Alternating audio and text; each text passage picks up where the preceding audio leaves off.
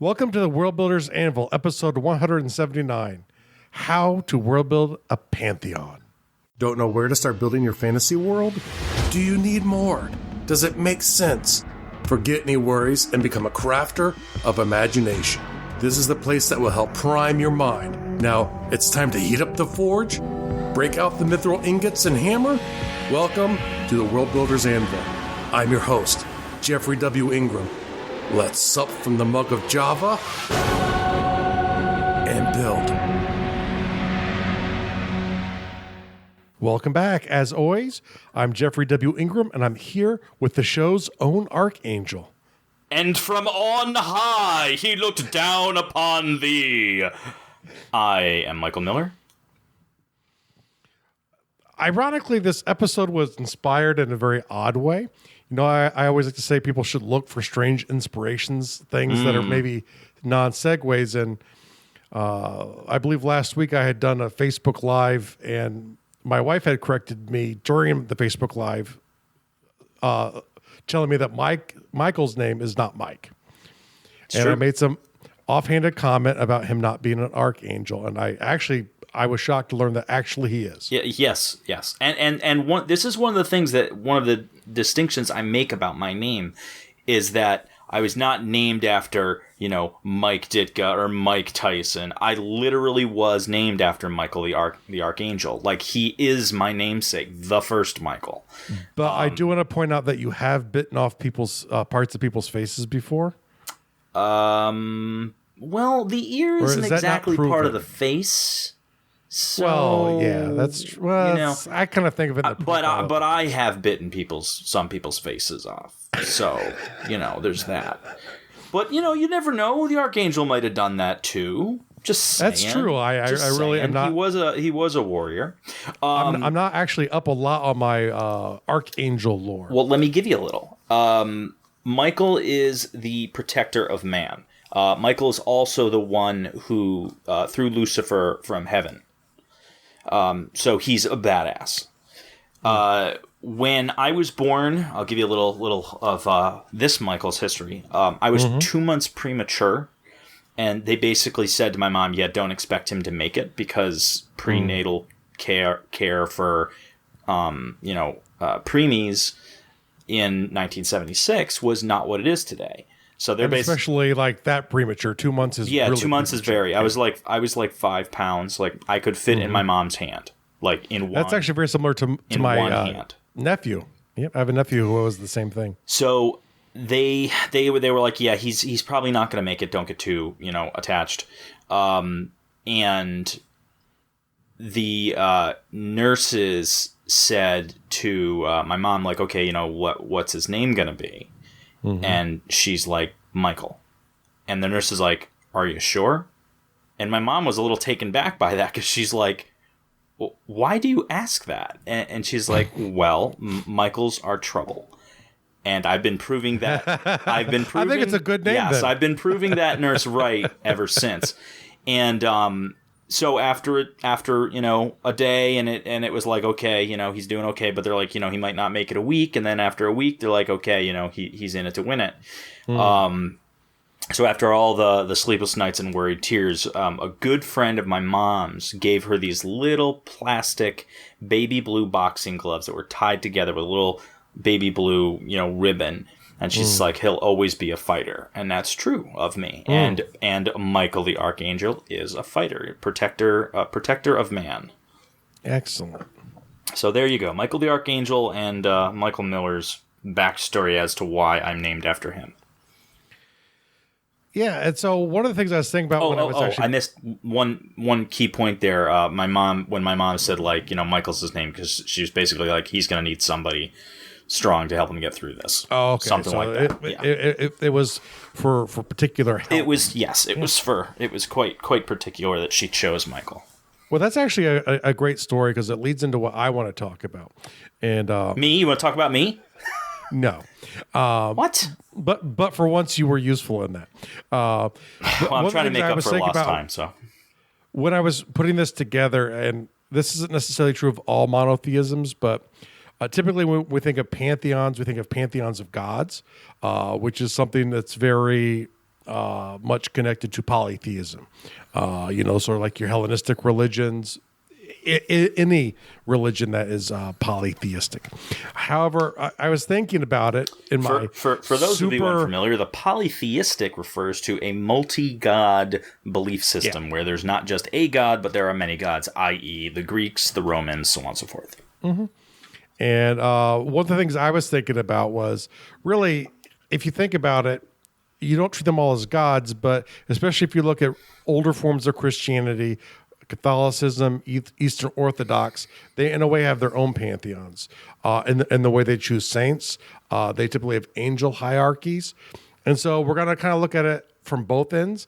Now, I don't think if you're doing a monotheistic religion, you need to go to the trouble of creating a pantheon.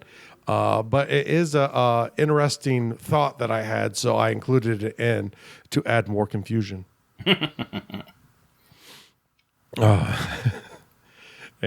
So to start off, what do you need for a pantheon? And essentially, typically there's a chief god or sometimes gods. And obviously the converse in monotheism would be like your god with the capital G. Then after that, you go into major gods. And the analogous in monotheism would be like archangels, sort of thing about the sort of Catholic angel hierarchy here, right? And then you have minor gods, and angels or major saints might even fall into this kind of category in a monotheistic religion. Demigods, which are your half god, half humans. I always wondered what they mean when they say demigod. Yeah, it's usually like in Greece, it's pretty much like 90% of the time Zeus is the father. Yeah. Zeus got around. Hercules being the most famous one. Gilgamesh is another famous demigod from history. I think all of the god kings of the Middle East of ancient Sumeria were considered demigods. They were born of a god. But you also might see sort of more like guardian angels. People think of like personal protectors, or maybe other lesser important saints could be in there too. And then beneath that, you have evil minor gods or demons. And this conversely too, if you look at like older Christianity, could even be like gods that aren't your God. There were like a lot of discussions. There were some texts called the Apocryphal texts attached to the Bible, and they were sort of books that didn't make it into the Bible, but were written in or around Bible times. And they were about the Bible typically. Characters from the Bible or characters that were teaching lessons from the Bible. And that's actually where a lot of the demon mythology that we know of comes from, are from these little bit later texts. And then at the very other end, you also have evil major gods. And this could also be like the devil, or you might even include the devils of, there's this guy, Peter Binsfeld, who created the 7 deadly sins devils. And that was one of the many different ways people looked at the devil hierarchy. And they would be very analogous to,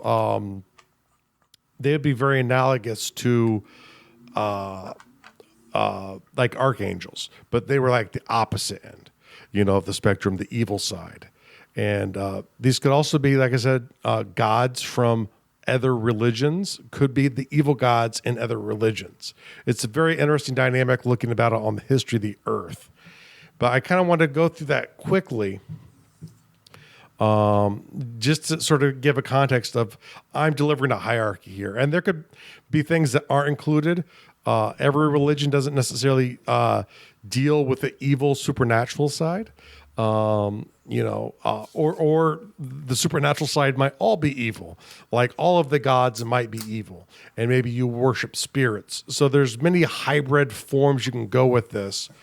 But speaking strictly of a pantheon, these are typically the hierarchy that is relatively consistent in pantheons that I've studied, which is all of them. I've studied every single one. The other thing that I just want to add in here, throughout the world that you're building, I mean, you just take a quick look at our world history. You've obviously got truckloads of different religions and different forms of faith, spirituality, and ideas on creation and the belief in the supernatural, and just things that are larger than yourself or your culture. And usually with the supernatural bent. Yeah. The point is that you're going to have a lot of them. I would not go crazy building every single detail of every single one of them. If you've got an area of your world that it's important that they have one, sure, spend some time, get a little deep there. I think the important things about this is you need to understand how they feel about creation, how they feel about death, and then the placement of basically, gods, and in a polytheistic setup, gods tend to have jobs. They tend to have a reason for being. And I think that needs to be something that you focus on, because it's not just like, oh, well, this god does that, and that's why he does that. Because I said so. No, there's a reason. In building my pantheons, I typically don't come up with gods' names for cultures until I need to think of it. I typically don't pre-plan. Not all of the minor gods, definitely. Not all of the demigods. Whichever of those categories that I just listed off, and those will all be in the show notes if you go to garduel.com. But out of all those categories, I have an idea of which are the ones that are being used. And it could even be mixed into it, could be ancestor worship too, right? So when you think of demigods a lot, especially with archaeologists looking back, they think that they are usually an amalgam of stories of a person or a group of people that had similar sort of stories that kind of got mushed together. Like there might have been several kind of people who ended up being squashed into Hercules because, he uses different weapons occasionally, and sometimes he has a little bit different traits than in other times, even though throughout the cultural evolution, Hercules himself, becomes one character. And really, the more important thing when you're creating the pantheon, is like Michael said, one is sort of beware of the rabbit hole. You could spend your entire life creating up mythologies for other people. So try and frame it to what you need. If you have spare time or extra time and you want to flesh it out more, that's fine. But typically, you want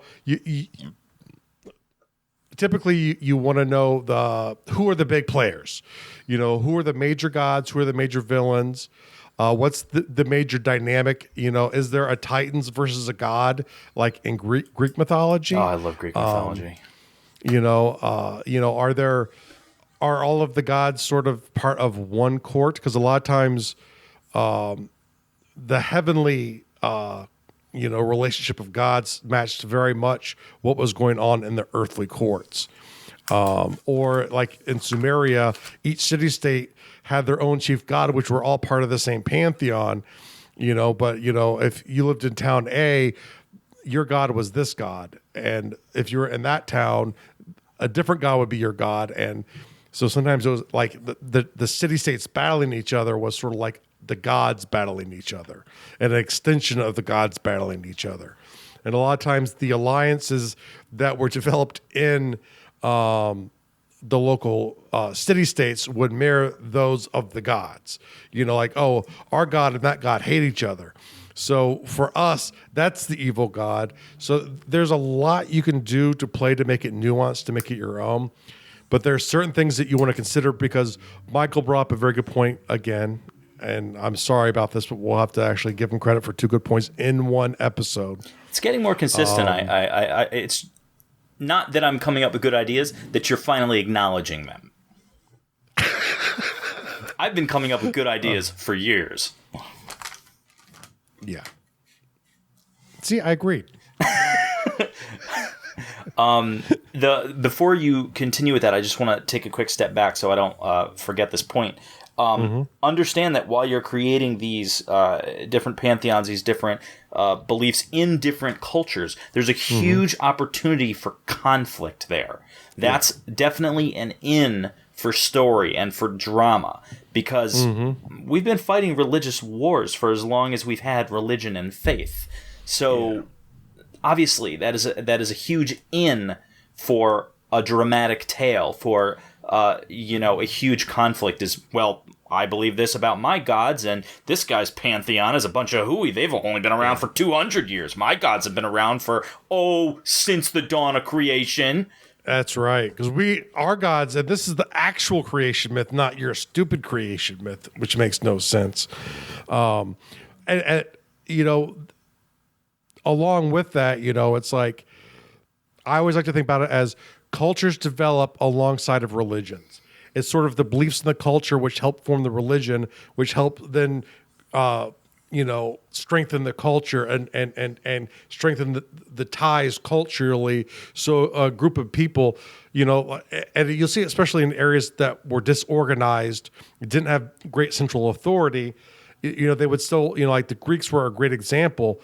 They had hundreds of city-states, and none of them really, or very rarely, were there direct control of one city-state over a mass amount. There weren't a lot of states in Greece, but they all considered themselves Greeks. And when this other group, the Persians, would come in, or other groups would start to interfere with them, they would sometimes come together as Greeks, even though they did not belong to the same countries, and they had a lot of rivalries and dislikes with each other. And a lot of times it goes back to the religion. Our God does not like your God. The values that we have, that we do for our god Ares, clashes with Athena and Anthens. And so, it kind of leads to these bitter differences. And sometimes even, radically different looks of how the civilization is, and I forget who said it. It was one of the ancient Greek guys who was like, if someone ever finds the city of Persia, many years from now, they'll never, if people ever find the ancient ruins of Sparta long after we're gone, they'll never know the power it was.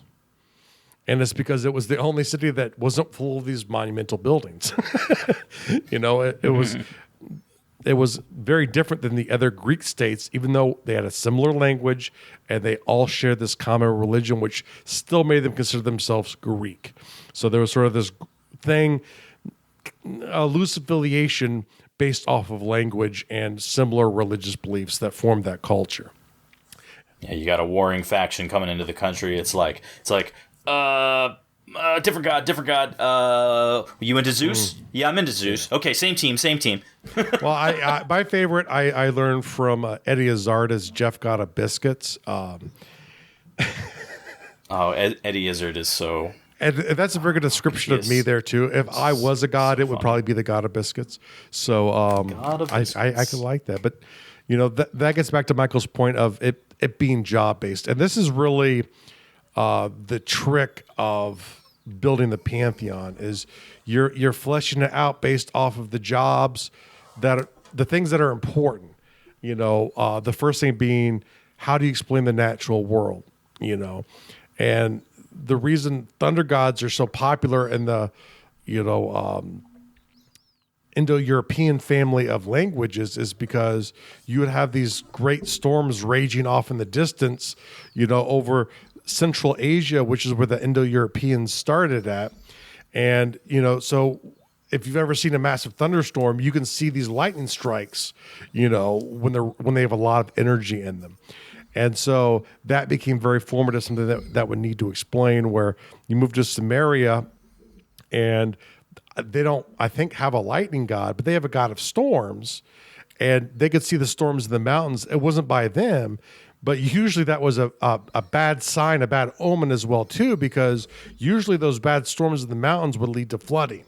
And since they were in this very flat mudland, a lot of times, like homes, sometimes cities could get washed away if the gods were mad enough and caused that bad storm, which they could usually see, but the consequence would be the flood that would come down. And being an erratic flood, the god of storms was not popular in Sumeria.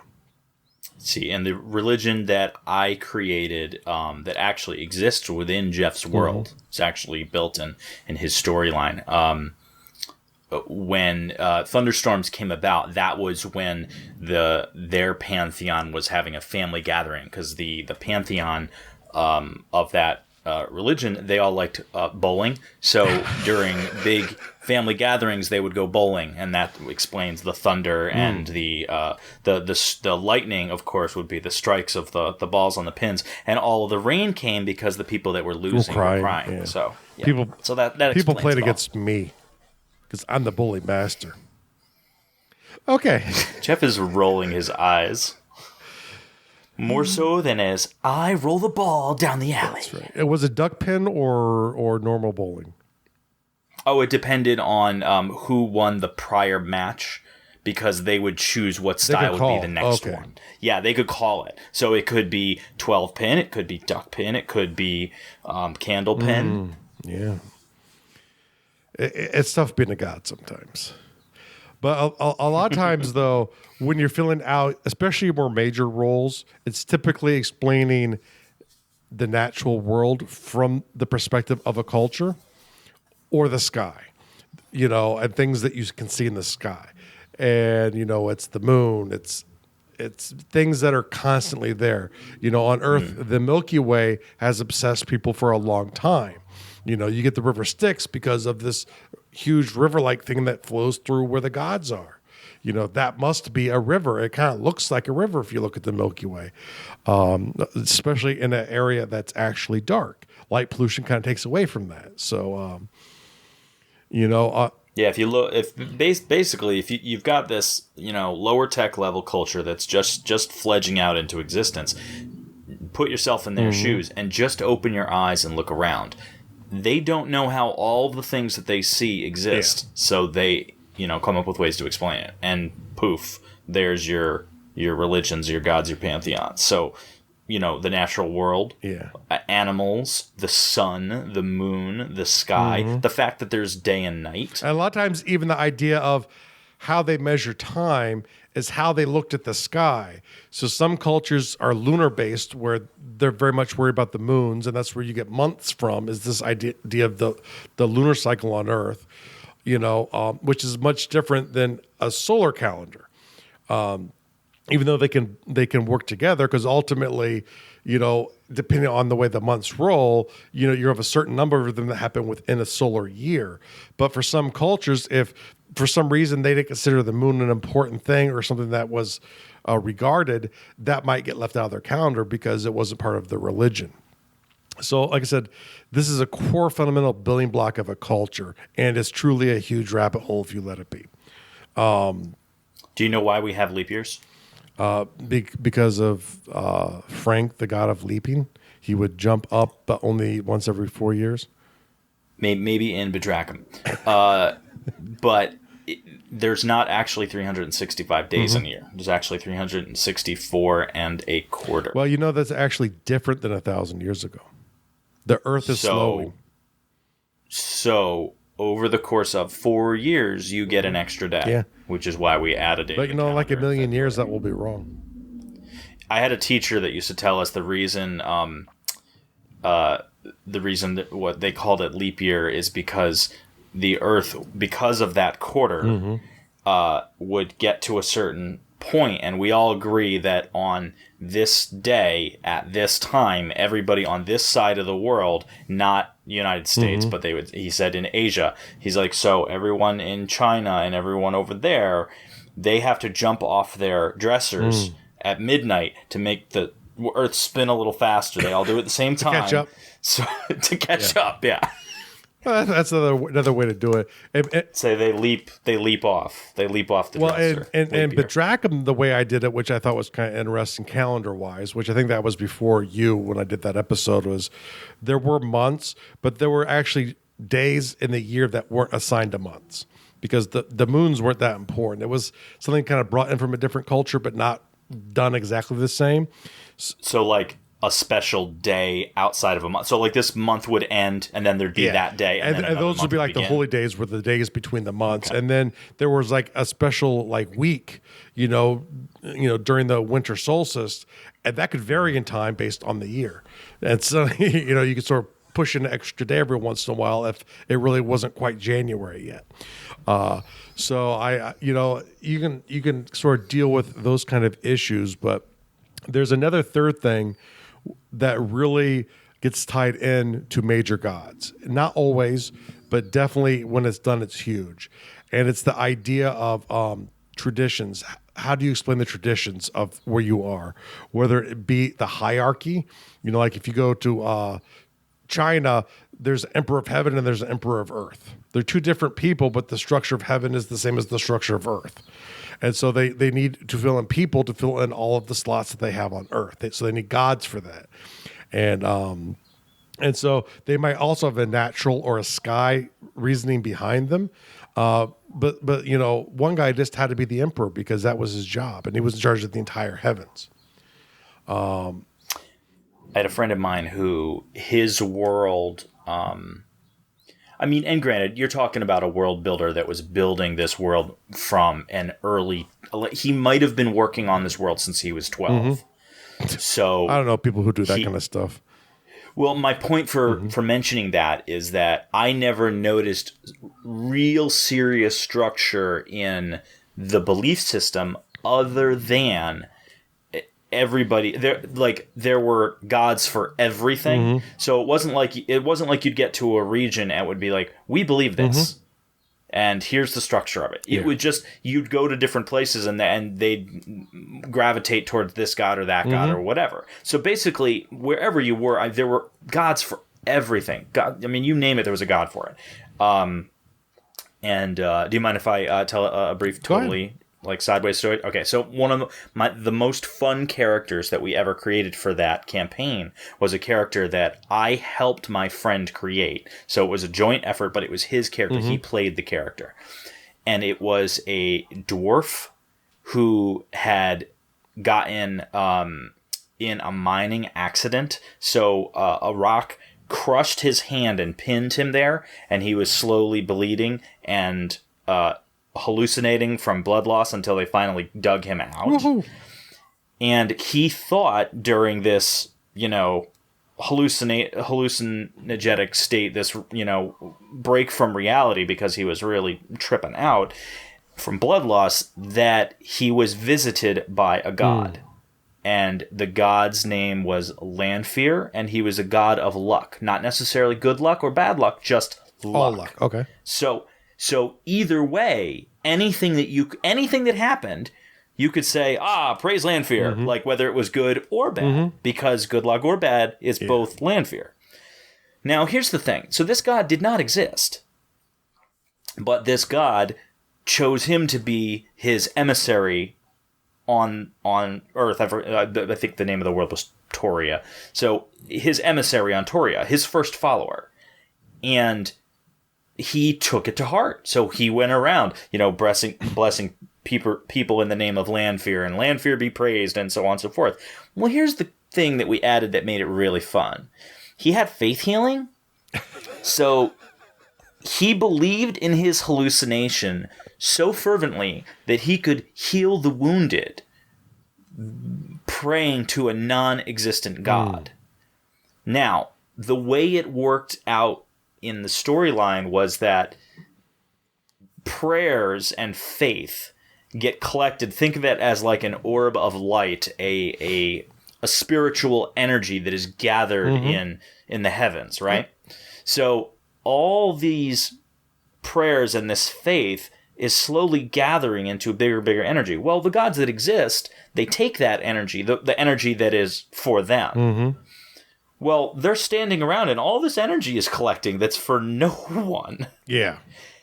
And what eventually occurred is the gods visited him. And they're like, look, you've been doing this. Look at all this that we have here. And we can't do anything with it. So you take it. And he ascended into becoming Lanfear himself. That's funny. So he created himself as a god through a delusion. Because he went throughout the world and say a prayer, heal a guy, and of course he just created a new follower because of course land fear is real. Look what he just did for me.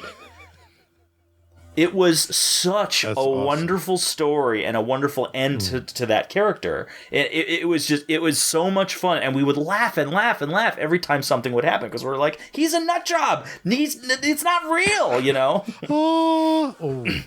Right. What do you mean it's not real? Look, we just put that guy's leg back on. Well, I know it's funny. I also have my own faith healer story, which it isn't as cool as yours, but it's a good breakdown of using cultural differences to make things work. And I was playing a Minotaur. I was going to say, is this? Yes.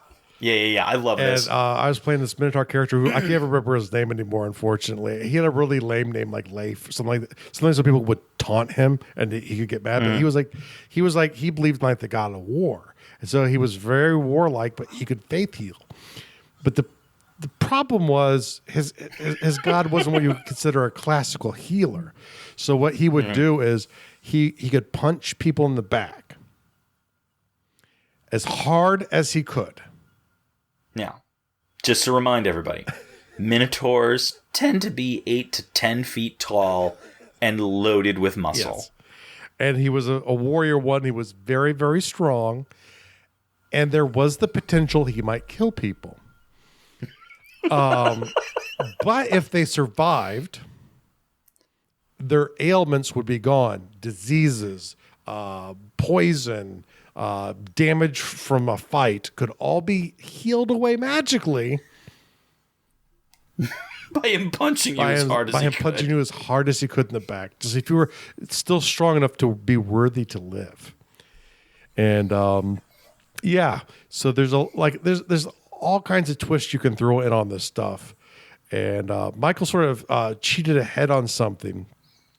Did I? I wasn't. Not. It might surprise you to realize I wasn't reading the show notes. Well, you've actually cheated ahead on quite a few things. When we get to the last bullet point, you might realize that. See my last comment. But one in particular is this idea of a lot of times in fantasy worlds, pantheons are the basis of a world, not culturally based. And so it's like there's this pantheon of gods, and the world is derived from them. And all of the cultures would call them the same thing.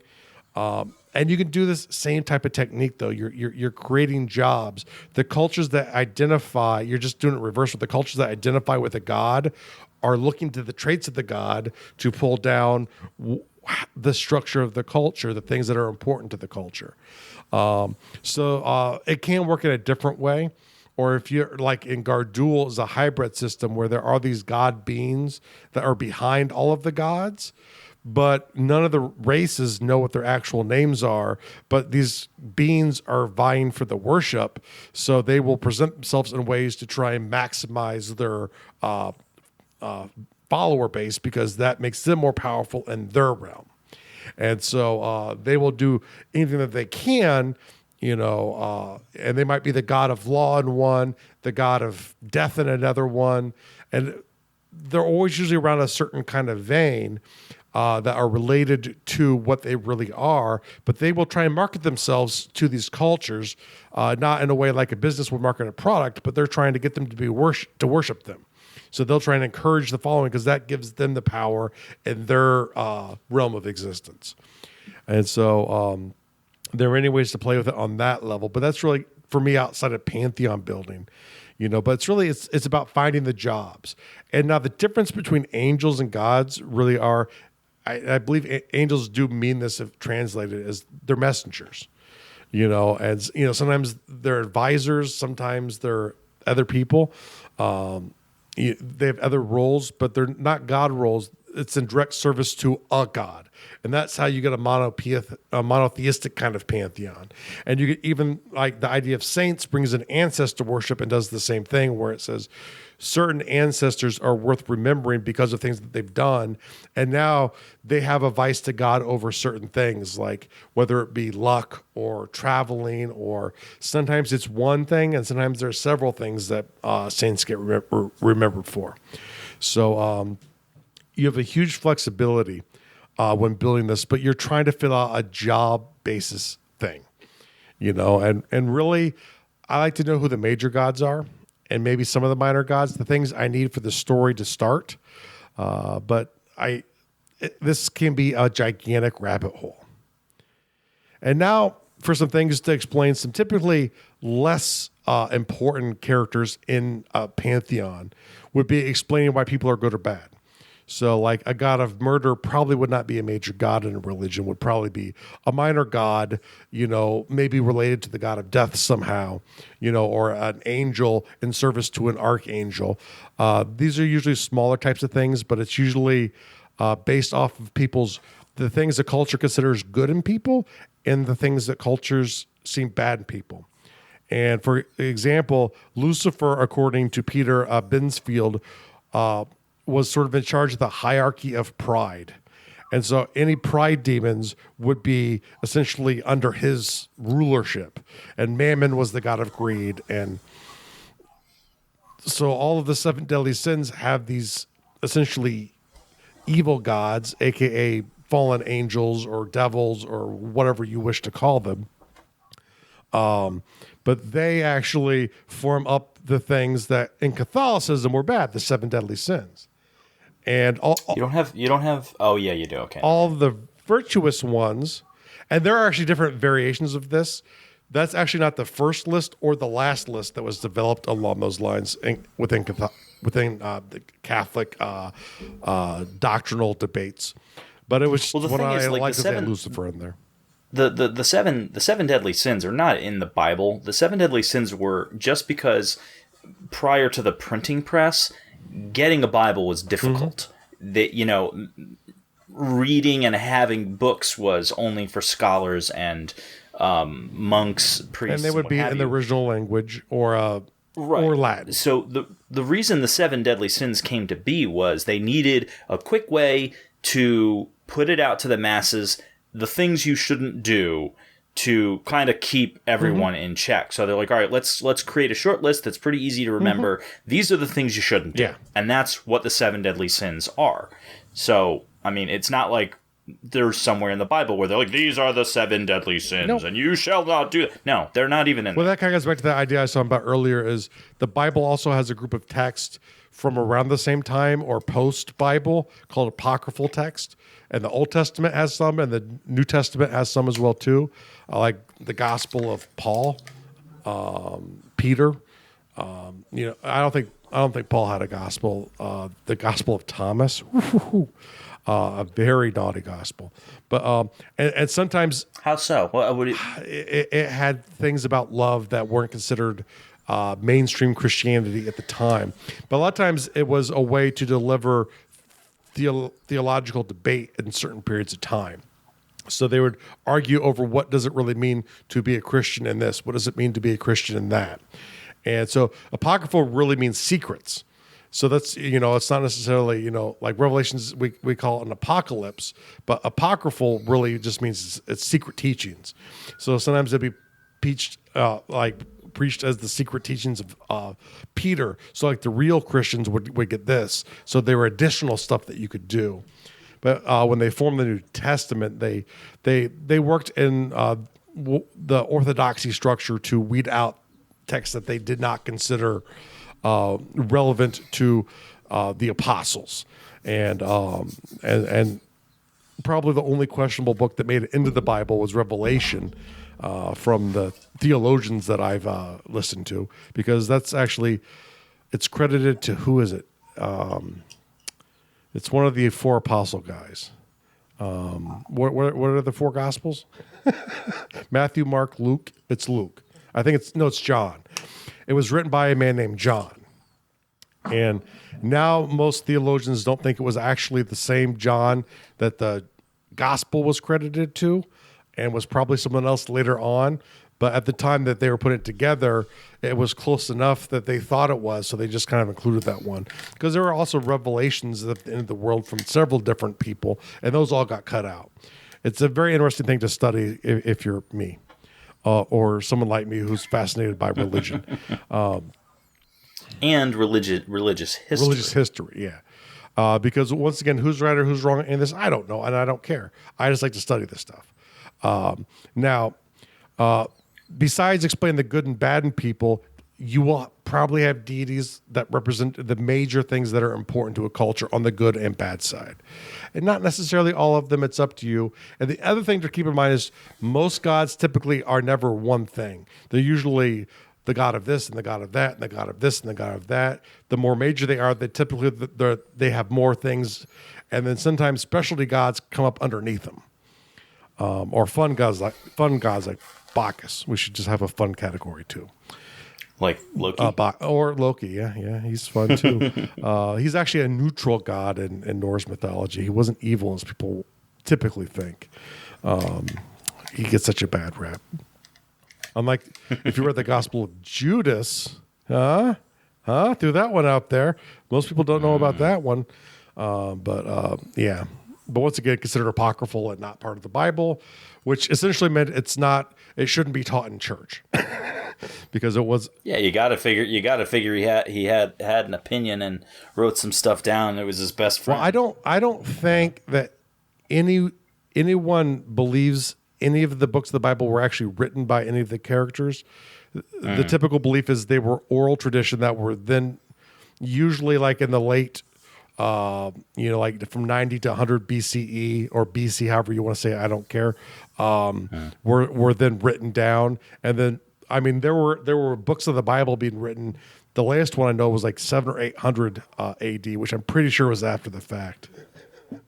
But most of the ones that are in the Bible, I think were all from the, they think we're all from like, 120 AD or earlier. Now, there's also some other things too, and this was a neat one that I learned about Greece. The Greeks weren't the first civilization. What we think of as the Greeks, they were the Mycenaeans that had a very major civilization on the Greek homeland before them. But they had disappeared. The Greeks had entered a dark age, and like Homer's tradition, they think, or someone's opinion of what it was like to be a Mycenaean, even though they didn't use that term or even know what the people were called, but they saw the cities. They knew they used chariots. But like, if you look at the chariot fights in like the Iliad, they don't really match up with what would actually happen in a chariot fight. It was usually two chariots would act as a taxi. They would pull people to the same location. They would hop off and they would fight like infantrymen. Because after the Mycenaeans fell, the chariot went away from Greece as an instrument of war. So, but they're trying to remember back and trying to explain why these giant walled ruins are all over, where the new civilizations are starting to rise up from. So it's explaining better times, it's explaining the old. It might be a path to the afterlife. It doesn't have to be, but it's usually a path to a better life. Like if you follow the morals, the cultural traditions, the cultural beliefs that we say are good, and try and abstain from the things that we say are bad, your life will be better. You'll be more blessed by the gods than hurt. And I like in Big Trouble in Little China, when he's talking about if you don't do this, you'll go to the hell of ... or the hell of ... and he's just like, they have another hell. Chinese mythology has a lot of hells, Yes, yes, that's actually one of my. So that's one of my favorite scenes. Path to a better life might actually just be path to avoiding a bad thing, as opposed to getting to Shangri-La or heaven or what is it? Elysium. Oh my gosh. Thank you, Elysium. That's the one I was shooting for. That's actually the one I was shooting for. Well, the problem with Elysium was like most people could not achieve it, and this is kind of probably why a lot of the old Iron Age religions went away. Was the newer generation of ones that kind of came around in the Iron Age had this idea of salvation and or a path to an enlightenment or some such thing. The Elysium was pretty much like you had to be a noble and you had to be a hero. Like Achilles would have gone to the Elysium. I just realized I said Shangri-La, and what I was shooting for was Valhalla. I don't know why Shangri-La came to mind, because that is not an afterlife at all. I believe it's what is Shangri-La? That's a name I know. I think it's a place. I think it's or it might be a mythical paradise on Earth, if I'm not mistaken. I know it's something to do with the Himalayas. They believe it's there, but I don't know if it's actually. But my point is that it's not an afterlife. Yeah, I don't think so. My brain farted. I was shooting for Valhalla. Yes, but like Mario said, a lot of times it was to avoid a punishment, and they've actually done studies in marketing that prove that people are more receptive to religion via hell than they are via salvation, which is kind of ironic. Typically, more people who believe, it's more of a fear of than a desire to be better, which is kind of interesting. Don't know how true it is or how deeply it's studied, but there is some scientific evidence to back that one up. Kind of sad to it too. Instead of just trying to, avoid going to hell, how about you be a good person? Just be a good person. Yeah, no, I'm all for that. But really, it's ultimately about a better life, and that's where you get into the rituals of the Pantheon. And this might be an acoustic way to say it, but how do you bribe the gods? It's it's networking in a supernatural way. So supernatural networking. We'll have to start like a conference about that. But I like that. That's even funny. Like think about it's like people pray to certain saints because they want the saint to give a good word to the big man to get the big man to do them a favor. Or they might go to an angel and do the same thing because the angels are also messengers. So that's how it happens on the monotheistic side. Like if you want to get on God's good graces on certain things, you go through certain people because that's the guy God listens to about, traveling. So if you want to travel, you want to be safe traveling, who I'm going to say St. Andrew, which I have no idea. Yeah, I don't think that's correct. Probably not correct. I was raised a Lutheran, and this is all heresy to a Lutheran. I didn't know you were raised a Lutheran. I was raised a Lutheran. That is correct. You know that I'm a Lutheran, right? Mm-hmm. Yes. You're a heathen, though. How am I heathen? Just because you're Michael. Fair enough. Yes, you're probably a better practicing Christian than I am, but that's not saying much. Now, Saint Christopher was the one I was thinking. And Saint Christopher. And Andrew's spelled very similar. That's the one. I figured he was probably the one you were. Yeah, it's right there. Yeah. That's actually how you spell. They have a couple letters in common. That's how you spell Andrew and Bedrachum. Well, it's like Peter Simon. What's funny, in one of the apocryphal texts, there was actually a magi called... My cat's name is... Peter. No, or he was called Simon.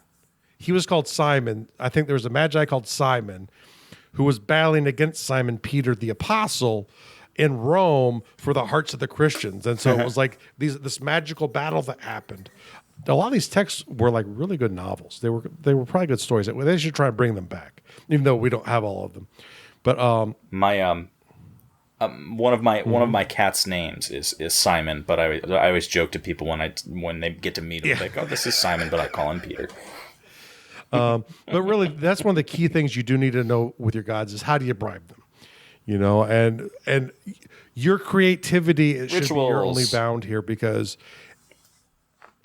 sacrifice is always the thing, but what is sacrificed? How is it sacrificed? When is it sacrificed? These are all variables you can play with to, make your culture, you want to have it tied in well to your culture if it's culturally based. Or if it's world based, like I said, build your cultures after the pantheons. Build the important gods that your cultures connect to, and then work down to your countries. It's like one of the things that I always kind of liked about the ideas of like magics built into a religion, whether it be like some sort of pagan ritual or what have you, where I like it when they have, whether it's voodoo or however you go about it, where there's it has the only way the ritual that has a really significant effect, i.e. bringing someone back from the dead, you have to get these incredibly rare ingredients that are really hard to get, and the ritual has to be done on a very specific day that only occurs every 5 or 10 years, and you have to do, so you've got all these difficult hoops to jump through, but that's why it works. Like, I always like that sort of thing. So, I mean, really, you take a look at the things that we do in on minor and really, really minuscule levels, whether you're Christian or whatever faith you go by. Well, you go to church on Saturday or Sunday, depending on your faith. Maybe you don't. You light a candle on a particular day at a particular time. You say a prayer at a particular day or a particular time, or like you pray towards Mecca, 3 times a day, or whatever the ritual may be. It's all the same thing. You're doing a ritual to show faith, to show favor, to praise God, and all of that is either 1, to show that you are a good follower, or 2, well, I found it very interesting when studying Hinduism, because it's one of the few sort of Bronze/Stone Age religions that sort of survived the onslaught of the Iron Age religions. It adapted by them, but it started earlier. And one of the neat things is, unlike in the West, the words, the meaning of the words aren't as important as how they're said and in what rhythm.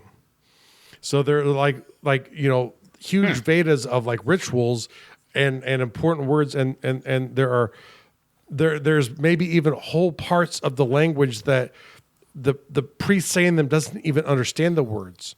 It is, they have to be done, and he's probably saying them as close as possible to how they were done 2,000 years ago. The exact same sound, the exact same cadence, because all of the training for the Brahmins going forward, that was a huge part of it, was saying the things correctly, but it was about how you do it, not about necessarily the meaning of the words. And the words have meaning, so don't get me wrong, but that's not culturally the important emphasis when it comes to the religious practice. You do it because the God wants you to do it this way. You do it exactly this way. You do it exactly at this time, and you do it. Or else. And now we'll get to the final point, the one Michael really jumped the gun on here. The last one. Which one? Beware of the rabbit hole. Well, I use the term rabbit hole, but it was because you were going down that path. That's true. I was saying be careful of, because you can spend so much time. These religions form over thousands of years. It's only for. They change, they evolve. Some things that are good now in Christianity maybe used to be bad, or vice versa. And I'm not an expert on all of the details. I just know that those kind of things do exist in all religions, especially the longer they've been around. So the thing to keep in mind is frame it for what you need. If you need a ritual, like rites, like a rite of passage, because that was important in your culture, create a rite of passage. But, flesh out what you need for it. The gods who are or who are not involved with, you need to know, but you don't need to expand a full religion to do the storytelling part. And I encourage you, as you create some of this stuff, just make sure to take good notes on it. I fleshed out the religion, like I made a joke about the bowling in the sky thing, but I did flesh out a religion in Jeff's world a long time ago, and I was coming back to it years later, and I was like, I remember it being a kind of mishmash of these 3 religions, and because I was doing a lot of religious reading and study at that time, and I knew in my head kind of what it was, but I was like, you know what? I'm glad I took notes on it, because I don't remember exactly the rules or the gods' names or whatever, and I could not find those notes. Now, maybe I never wrote down what I was trying to remember, but that's a great folly of a writer, is not writing down the great idea that you had. So it's possible I have it in a notebook buried on a shelf in the other room. It's very possible. It could be buried on a computer hard drive that is also in the other room. I don't know, but the point is that I can't find it. Now, fortunately, because I don't need to use it, I don't. It's not imperative that I know it. But I was never able to accurately complete a side story that I wanted to explore that really deeply, and I had to kind of usher that under the carpet because I couldn't prove how I created it, and I didn't want to contradict stuff that I had already laid out. So I had to kind of leave it a little more ambiguous. Usually, when I have. start Pantheon, I make up names for my gods, and I like to do that early, especially when I want to create a language, because I want to use those names will kind of reoccur in different parts in different ways in that language. But I'll literally just list like they're the god of this, or this. I won't talk about what they look like. I won't talk about any of that until it becomes relevant where I need to get into more detail on what they think of. Usually if there's a symbol to represent them, that's important. But, you don't need all of the details to do storytelling. And if you're creating certain things, you need more or less, but,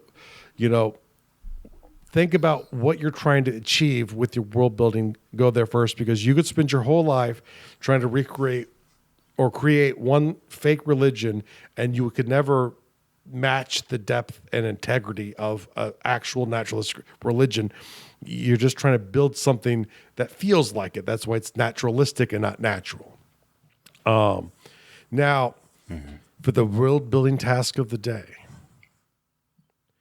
create a hierarchical map of the deities in one of your cultures. If you already have sort of the hierarchical structure, look at it.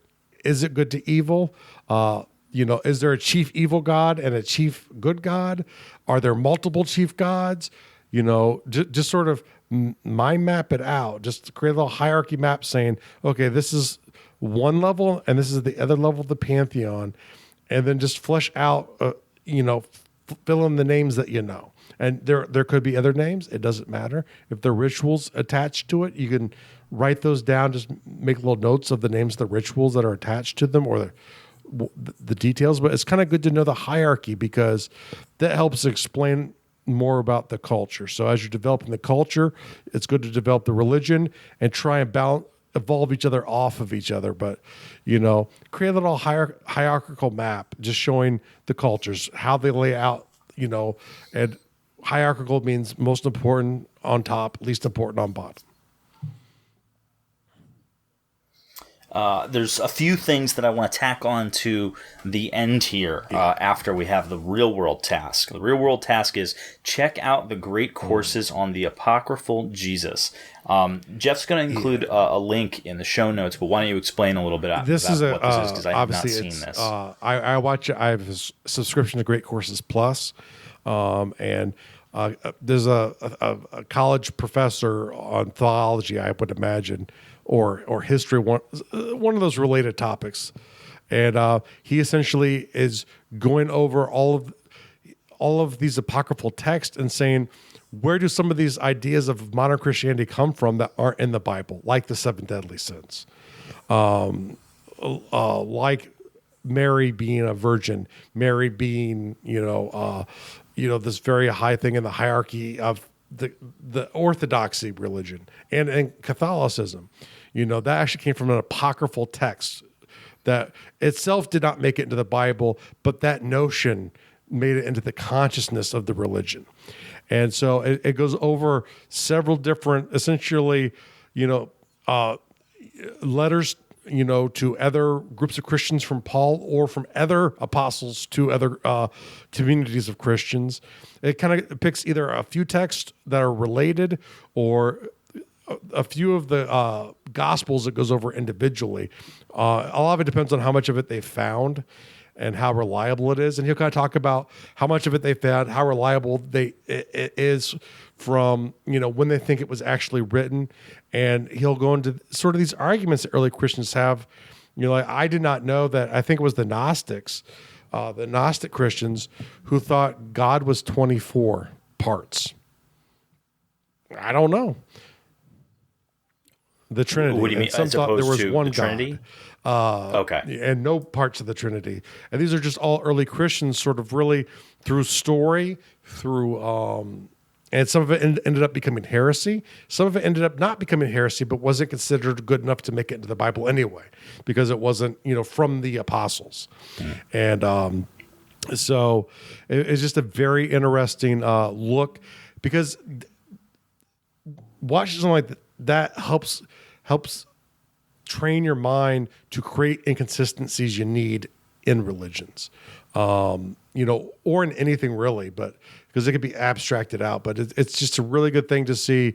Not everyone looks at the religion the same way, and there's always going to be conflicts. And at certain times, certain parts of a religion are going to become more dominant, and maybe even, push away the other ones. There are forms of Christianity that are no longer accessible. Yeah, if you should happen to be, meandering through your writing and discover that you've created some contradictory things about your religion, don't feel the need to change that. Yeah. Leave it. Like all things that people are involved in, it's always unrealistic. A couple other things that I want to throw on at the end here. Go watch Dogma. Go watch The Last Temptation of Christ. Watch Jesus Christ Superstar, because it's brilliant and awesome. I watched, now my wife, this one was on my wife's radar, a movie called The Shack. This is new. This movie just came out last year, I think. And the basic gist is a guy whose daughter dies tragically, gets an invitation from God to meet him at this shack in the woods for the weekend. Now, I had seen the trailer. It looked a little very, very dramatic and serious. And I was like, is this going to be like a Hallmark movie that I'm just going to be yawning through the whole time? Mm-hmm. I watched it for my wife because she wanted to watch it. And I got to tell you, I was very pleasantly surprised and impressed with how many weighty, discussable, thought-provoking ideas this movie had in it. There's a lot of meat there. There's a lot of stuff that's like, you can have some really good discussions about what that movie brings to the table. And one of the things that's great about it is it really takes on the concept of how do we have, and I'm coming at this from the idea of a Christian, and it is a Christian thing because it's totally, they get into the Trinity and whatever. How do we have such horrible things that occur in this world? Why does God allow those things to occur? Why did my son get killed, or why did this horrible thing happen? How can God allow that to occur? Or if there is a God, how can that God can allow that to occur? And this movie takes that on and explains it really, really eloquently. And in a very, very intelligent and thought-provoking, delivery. So I really recommend that, especially if you are a Christian, give that movie a try. Beyond it being a Christian, movie, it's a decent movie. It's totally worth watching. I do warn you, the lead character is Australian, and he plays a guy from the Midwest, and it's kind of hard not to ignore the fact that he did not nail the accent, and his Australian accent comes through a bunch of times. So there's that. And I also definitely wanted to make sure that we have shout-outs this week. We have a few new members. So Bart, Bob, Brian, if we didn't get you in prior weeks, Brian's been with us for a few weeks now, Izzy, and Mikey. And actually, I'm saying a few weeks, but this recording will probably be more like a month away. So if it's been a while, then you're just getting your shout out now. Guys, welcome to the Facebook group, and I'll definitely put up a post welcoming you guys. I've been a little behind the 8 ball on my presence on the website because I've been dealing with medical stuff. But I'm slowly getting better. I'm feeling a little better. I'm doing physical therapy. I'm still taking painkillers, but nowhere near as many. So, yeah, that's a big yay. But I still got a long road ahead. And I want to make sure that I don't leave you guys in the very slow amount of dust that I leave in the wake of me limping along in my path to recovery. So welcome to the group, and thanks for joining us, guys. We really appreciate your presence in the community. And have a lot of fun there. And actually, I was the time we're recording this, I was gone and I'm getting ready to go again. The place I was at had no signal. I was pretty much unable to really do much for like 5 days. So, but the good thing is there are a lot of great people in there. Lots of very helpful people in there as well. So check out the community, get our perspective, get their perspective. Troll me. I like to be trolled. Michael likes to be trolled too. So just troll us if that's all you want to do. Don't spam. We will boot you for that. Yeah. Jump into the Facebook group, which Jeff will now tell you the address. It is facebook.com/groups/Undercroft. And or if you just do a search for Undercroft, you'll find us. If for no other reason, you get immediate access to Jeff and I, and pick our brains about a project you're working on. If there's something we can help you with, we'd be happy to do it. So I think that about wraps it up. Thank you so much for listening to the World Builder's Anvil. We would love it if you would share the World Builder's Anvil with 2 of your friends, and so would they. If they are unfamiliar with podcasts, then you get to introduce them to the wonderful world of podcasting by showing them Stitcher or iTunes, or, best of all, just send them to our website, www.gardul.com. That's GARDUL.com. Now strike while the mithril's hot.